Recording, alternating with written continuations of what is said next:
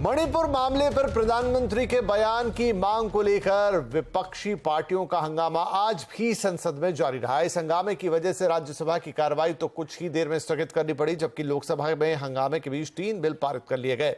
संसद में आज की कार्रवाई पर और ज्यादा जानकारी लेते हैं, हमारे सहयोगी लक्ष्मण रॉय हमारे साथ है। लक्ष्मण, तो कैसी रही आज की पूरी कार्रवाई और कौन कौन से बिल आज पास हो गए? बिल्कुल जैसा कि अपेक्षा था वही हुआ। संसद में हंगामा जारी रहा और हंगामे की शुरुआत सदन के अंदर से पहले संसद के बाहर ही शुरू हो गई थी, जब सुबह से ही काले कपड़े पहन के फिर से विपक्षी सांसद संसद पहुंचे और संसद की कार्रवाई शुरू होने से पहले संसद भवन से के अंदर परिसर में धरना प्रदर्शन किया और मणिपुर मामले पर प्रधानमंत्री के बयान की अपनी मांग को दोहराई। लेकिन जैसे ही संसद की कार्रवाई शुरू हुई, सदन के अंदर भारी हंगामा फिर से जारी हो गया। राज्यसभा में तो स्थिति ये थी कि वहां पर किसी की आवाज किसी को सुनाई नहीं दे रही थी। राज्यसभा में स्थगन प्रस्ताव वहां विपक्षी पार्टियों की तरफ से लाया गया और इस हंगामे के बीच राज्यसभा को थोड़ी देर की कार्रवाई के बाद दिन भर तक के लिए स्थगित कर दिया गया। यानी अब सोमवार को राज्यसभा की कार्रवाई फिर से शुरू होगी। लोकसभा में हंगामा जारी रहा। पहले तो 12 बजे तक के बाद लोकसभा को स्थगित किया गया और वहां भी स्थगन प्रस्ताव लाया गया। लेकिन हंगामे के बीच एक दो तीन चीजें ये हुई कि जो ये होता था कि हंगामे के बीच कारोबार बिल्कुल नहीं होता था संसद में, तो वो कामकाज हुआ। हालांकि अलग बात है कि बगैर बहस के बिल लाए गए, बगैर बहस के बिल पारित कराए गए, लेकिन 3 बिल यहाँ पे जो है पारित करने में सरकार कामयाब रही लोकसभा में और तीनों बिल जो है काफी महत्वपूर्ण थे। और इस बिल में जो है माइनिंग सेक्टर को लेकर के bill MMDR act amendment bill जो था 2023, इसको पारित करा लिया गया लोकसभा से, जिसमें लिथियम समेत 6 माइनिंग के कमर्शियल माइनिंग का रास्ता साफ हो सकेगा। इसके अलावा दूसरा जो डेंटल कमीशन बनाने का प्रावधान था, नेशनल डेंटल कमीशन बिल, उसको भी पारित कर लिया गया। इसके अलावा दूसरा नर्सिंग एजुकेशन को बढ़ावा देने वाला बिल था, उसको भी पारित कराने में सरकार कामयाब रही। लेकिन यह था कि बहस होती है तो एक बेहतर तरीके से बिल की सारी बातें निकल कर आती है, वो बहस नहीं हो पाई, लेकिन बिल पारित ही जरूर हुआ। हाँ, इंडियन इंस्टीट्यूट IIM से जुड़ा हुआ एक बिल था, वो बिल को पेश किया गया है लोकसभा में। और एक और महत्वपूर्ण बात यह हुई है कि अगले हफ्ते सोमवार को दिल्ली अध्यादेश से जुड़ा हुआ बिल सदन में आएगा। ये आज साफ कर दिया गया सरकार की तरफ से। हालांकि इस बीच विपक्ष लगातार आरोप ये लगाता रहा सरकार पे कि जब एक बार अविश्वास प्रस्ताव स्वीकार कर लिया जाता है तब कोई महत्वपूर्ण बिल आपको नहीं लाना चाहिए, कोई महत्वपूर्ण बिल आपको पारित नहीं कराना चाहिए। लेकिन विपक्ष की इस मांग पर बहुत ज्यादा ध्यान नहीं दिया गया। सरकार का कहना था कि विपक्ष कोई बिल पारित कराने में दिलचस्पी नहीं दिखा रही है, इसलिए बिल लाना, बिल पारित करना हमारी मजबूरी है। और फिलहाल सरकार ने यह भी तय कर दिया कि अगले हफ्ते अध्यादेश, दिल्ली अध्यादेश से जुड़ा जो बिल है वो भी आएगा। यानी अगले हफ्ते भी हंगामा होने के पूरे आसार हैं। जी लक्ष्मण, बहुत शुक्रिया इस संसद अपडेट के लिए। आज से 3 दिन का सेमिकॉन इंडिया समिट गुजरात के गांधीनगर में शुरू हो गया। इस समिट की शुरुआत प्रधानमंत्री नरेंद्र मोदी ने की। सेमीकंडक्टर सेक्टर को बढ़ावा देने के लिए समिट का आयोजन किया गया है। इस समिट में 23 देशों के प्रतिनिधि हिस्सा ले रहे हैं। समिट की शुरुआत करते हुए पीएम मोदी ने भारत में सेमीकंडक्टर सेक्टर का देश में स्वागत करते हुए कहा कि सरकार सेक्टर को बढ़ावा देने के लिए खास इंसेंटिव्स दे रही है। हमने नई मैन्युफैक्चरिंग इंडस्ट्री के लिए कई तरह के टैक्स छूट का ऐलान भी किया है। आज भारत दुनिया के सबसे कम कॉरपोरेट टैक्स वाले देशों में से एक है। हमने टैक्सेशन प्रोसेस को फेसलेस और सीमलेस बनाया। हमने ईज ऑफ डूइंग बिजनेस के रास्ते में आने वाले कई पुराने कानून और कंप्लायंसेस को खत्म किया। सेमीकंडक्टर इंडस्ट्री के लिए सरकार ने स्पेशल इंसेंटिव्स भी दिए। ये निर्णय, ये नीतियां इसका प्रतिबिंब है कि भारत सेमीकंडक्टर इंडस्ट्री के लिए रेड कारपेट बिछा रहा है।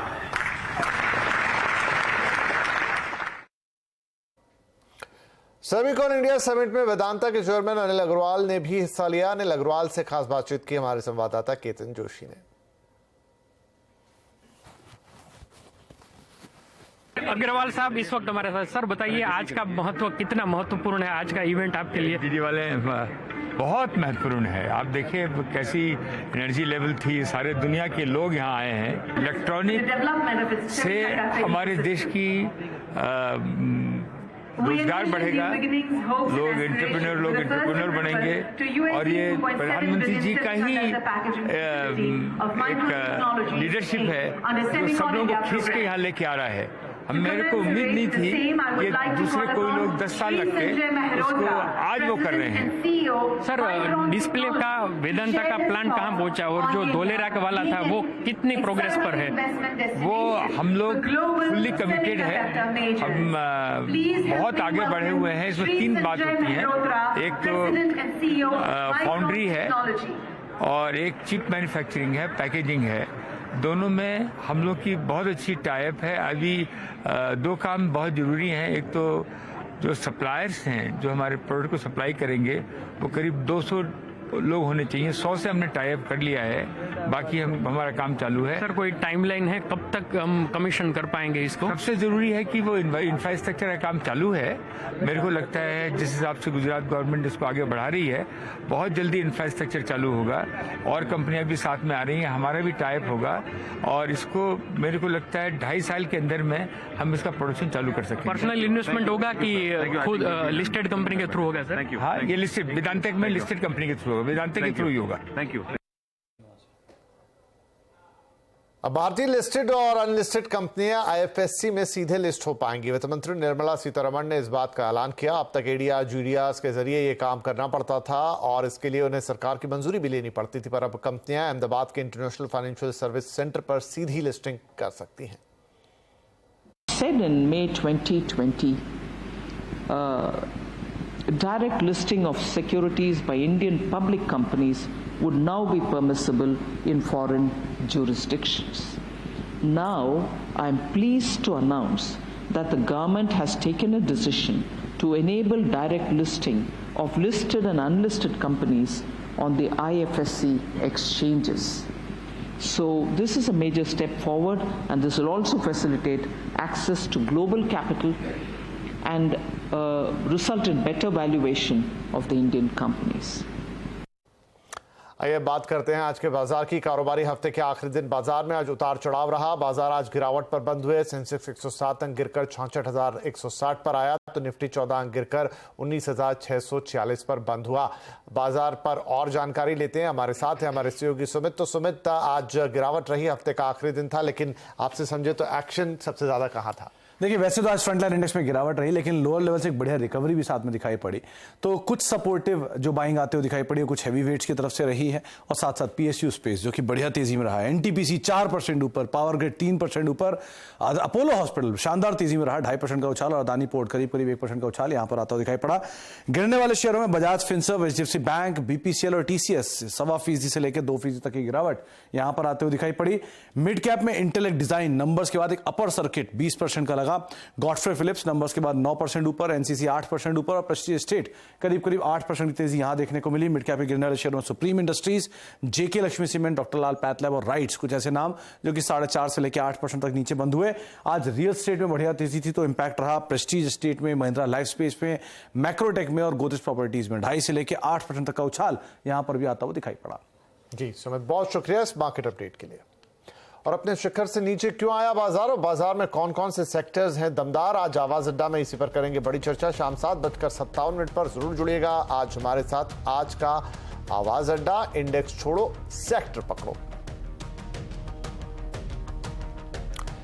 और बात कर लेते हैं बारिश की। पूरे देश में बारिश आफत बनकर बरस रही है। लगभग देश में सभी राज्यों में शुक्रवार को भी भारी बारिश का अलर्ट है। महाराष्ट्र और गोवा में जमकर बारिश हो रही है। मौसम विभाग ने मुंबई और पालघर के लिए भारी से बहुत भारी बारिश का अलर्ट जारी कर रखा है। रायगढ़ और ठाणे के लिए ऑरेंज अलर्ट भी जारी किया गया है। सभी स्कूल कॉलेज भारी बारिश के चलते बंद हैं। गुजरात में भी मूसलाधार बारिश हो रही है। नवसारी में भारी बारिश से बाढ़ के हालात बन गए। लगातार तेज बारिश से पूर्णा नदी के खतरे के निशान के ऊपर बहती हुई दिखाई दी है, जिसके चलते सूरत मुंबई हाईवे पर पानी भर गया है। और यातायात प्रभावित है। इधर तेलंगाना में भी जोरदार बारिश हो रही है। हिमाचल की बात करें तो हिमाचल के शिमला और किन्नौर में लैंडस्लाइड के चलते नेशनल हाईवे 5 को ब्लॉक हो गया है। राजधानी दिल्ली के भी हालात अभी तक नहीं सुधरे और इसके कई हिस्सों में बारिश की संभावना जताई गई है। दिल्ली में इस बरसात में अब तक डेंगू के 187 मरीज मिले हैं, जो पिछले 5 साल में सबसे ज्यादा हैं। इसके अलावा बच्चों और बुजुर्गों में आई फ्लू भी तेजी से फैल रहा है। डायरिया, टाइफाइड और चिकनगुनिया की शिकायतें भी बढ़ रही हैं। देखिए ये रिपोर्ट। दिल्ली में रिकॉर्ड बारिश और यमुना की बाढ़ ने बीमारियों को न्योता दे दिया है। जगह जगह इकट्ठा पानी, गर्म सर्द मौसम और दूषित पानी से डेंगू, डायरिया, चिकनगुनिया, टाइफाइड और आई फ्लू जैसी बीमारियां तेजी से फैल रही हैं। एम्स और सफदरजंग जैसे बड़े सरकारी अस्पतालों में रोजाना इन बीमारियों के 100 से ज्यादा मरीज आ रहे हैं। सफदरजंग हॉस्पिटल ने अलग से फीवर क्लिनिक भी खोला है। आई फ्लू के मरीजों की संख्या 20% तक बढ़ गई है। इस बार पानी बहुत गिरा है, बारिश बहुत हुई है, इसलिए उसके जो वाटर कलेक्शन है डिफरेंट प्लेसेस पे वो काफी बढ़ गया है। तो वो एक रीजन है जिसकी वजह से ये हो सकता है कि हमारे number of cases of waterborne infections जो है वो बढ़ जाए, ना केवल वेक्टर से बट ऑल्सो जैसे डायरियल डिजीज है, टाइफाइड है या हेपेटाइटिस है, ये भी बढ़ जाएंगे।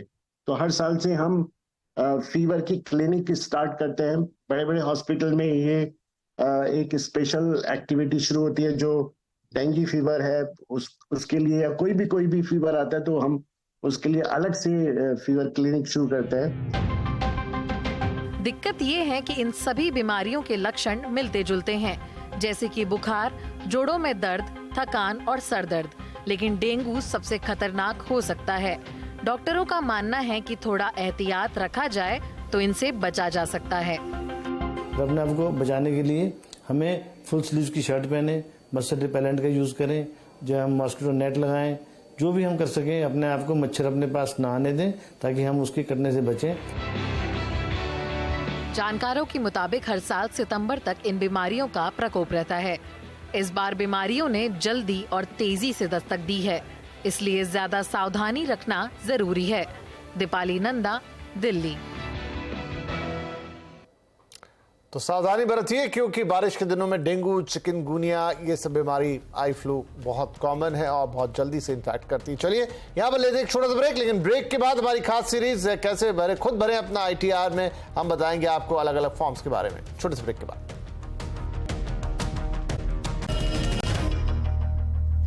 CNBC आवास की खास सीरीज में हम आपको बता रहे हैं कि ITR भरने के लिए कौन कौन से दूसरे फॉर्म्स रखना है जरूरी और कहां मिलेंगे वो फॉर्म। हमारी इस खास सीरीज को लेकर हम आए हैं। चलिए देखते हैं कि कौन से हैं ये फॉर्म्स। ITR भरते वक्त 2 फॉर्म अपने पास जरूर रखिएगा। एक है फॉर्म 26AS और दूसरा फॉर्म है AIS। अब 26AS और AIS मिलेगा कहां, आपको बताता हूं। आपको चलना होगा सबसे पहले कंप्यूटर पे और वहां पे आपको ये वेबसाइट खोलनी होगी incometax.gov.in। यहां पे आपको लॉगिन करना होगा। लॉगिन में आपको अपना पैन देना होगा यूजर आईडी के तौर पे। आपने जो भी पासवर्ड बनाया है वो पासवर्ड देना होगा। जैसे आप बनाएंगे तो आपको ये खुल के निकल कर सामने आएगा, ये बाकी चीजें दिखेंगी। यहाँ पे आपको कहाँ जाना है, फॉर्म 26AS के लिए सबसे पहले चलते हैं। वहां पे आपको जाना है ई फाइल पे। ई फाइल पे जाएंगे, हो सकता है आपको कब दिख रहा हो, मैं इसको तो बड़ा कर लेता हूँ। जब ई फाइल पे जाएंगे आप तो आपको यहाँ पे जो है सो ये दिखेगा, यहाँ पे इनकम टैक्स रिटर्न को लेकर सारी चीज़ें दिखेंगी। इसमें आपको फॉर्म 26AS ये दिख रहा है। ये फॉर्म 26AS जो है इसी को आपको खोलना है। इसको खोलेंगे, जैसे क्लिक करेंगे तो आपको ये डिस्क्लेमर दिखेगा। अब इस डिस्क्लेमर पे आप कंफर्म करेंगे तो आपको फॉर्म 26AS आपके सामने आ जाएगा। और फॉर्म 26AS मैं यहाँ कंफर्म करूंगा ना तो मेरा खुद का आ जाएगा। आपको पता चल जाएगा मेरी सैलरी कितनी है, कितनी आमदनी, कितने खर्चे हैं, वो मैं बताना चाहता हूँ। बताना चाहिए कोई साहब? आप सार्वजनिक करना चाहते हैं तो बताइए, वैसे बताना नहीं चाहिए। आप भी मत बताइएगा। किसी की भी फाइनेंशियल जानकारी एक गोपनीय जानकारी होती है, इसको शेयर नहीं करना चाहिए। लेकिन चूंकि आपको समझाना है तो आपको बताऊं कि इसके लिए हमने एक खास तौर से काल्पनिक फॉर्म बनाया है जो 26AS है, कोहली साहब की मदद से बनाया है। कोहली साहब, ये रहा काल्पनिक फॉर्म। अब मुझे ये बताइए कि इस फॉर्म में किन किन बातों का खास ख्याल रखें। देखिए 26AS को मैंने आसान नाम दिया है आमना सामना। जहां जहां से आपका टैक्स कटा है उससे आपका आमना सामना हो जाता है, और इसमें आप गौर से देखेंगे आपको दिख रहा है डिडक्टर कौन है, उसका नाम है, किस डेट को उसने बुक किया, किस डेट को उसने काटा, कितना अमाउंट काटा और किस अमाउंट पे काटा है। तो इसको आप अपनी इनकम से मैच कर लीजिए। और बाई चांस ये मैच नहीं होता है लक्ष्मण, मान लीजिए इसमें डिफरेंस दिखाई दे रहा है, आपको लग रहा है कि 26AS में कुछ है, मेरी इनकम तो कुछ और दिखा रही है, तो इसमें कोई चिंता की बात नहीं है। अगर आपको लगता है आपकी इनकम ठीक है तो आप वही भरिए। तो ये रही बात फॉर्म 26AS की। एक और फॉर्म बहुत महत्वपूर्ण है ITR भरते वक्त, वह है AIS। अब इस फॉर्म को कहां से लें, तो आइए इस फॉर्म को देखते हैं। इसके लिए आपको जाना होगा इनकम टैक्स की वेबसाइट पे, जो हमने खोला था, लॉगिन किया ही हुआ है। तो यहाँ पे आप जाएंगे तो आराम से इनकम टैक्स के लिए आप रिटर्न फाइलिंग में जाएंगे तो यहाँ पे फॉर्म 26AS जहाँ से दिख रहा था, ठीक उसके नीचे आपको view annual information statement AIS दिख रहा है। अब ये भी मैं क्लिक करूंगा ना तो मेरा सारा खाता वही निकल कर सामने आ जाएगा, इसीलिए मैं दिखाऊंगा नहीं। हम लोगों ने एक काल्पनिक बनाया है AIS, उस काल्पनिक AIS के जरिए आपको समझाएं कि AIS में क्या देखना बेहद जरूरी है। कोहली साहब क्या देखें जब AIS फॉर्म खुल जाए तो? जी हाँ, AIS का मैंने नाम रखा है आईना। इसे समझिए, आपका फाइनेंशियल प्रोफाइल पूरा का पूरा इस पर दिख जाता है। आपने को क्रेडिट कार्ड से कितना खर्चा किया है, फॉरेन ट्रैवल कितना किया है, प्रॉपर्टी कितनी खरीदी है, अलग अलग संस्था इसको भरती हैं। तो इसमें ध्यान रखने वाली बात यह है कि ये आपकी रिटर्न भरने के काम का नहीं है, रिटर्न भरने के काम का अप्रत्यक्ष रूप से है, पर ये प्रोफाइल बताता है। तो आप देखिए कि आपने जो खर्च किया है, जो आपकी इनकम है, उसमें कॉरबोरेट हो रहा है दोनों चीजें कि नहीं हो रही, उसमें मिलान हो रहा है कि नहीं हो रहा। इसकी सीधी इंफॉर्मेशन आयकर रिटर्न में कहीं नहीं आती। चलिए, मुझे लगता है कि अब तक आप समझ गए हों कि फॉर्म 26AS और AIS का कैसे इस्तेमाल करें। लेकिन ITR भरते वक्त अगर आपको लगता है कि नया टैक्स रिजिम ज्यादा बेहतर है, वहां टैक्स ज्यादा बचेगा, या फिर पुराना ही अच्छा है, तो ये कैसे चुने, कैसे समझेंगे, बताएंगे अगले वीडियो में।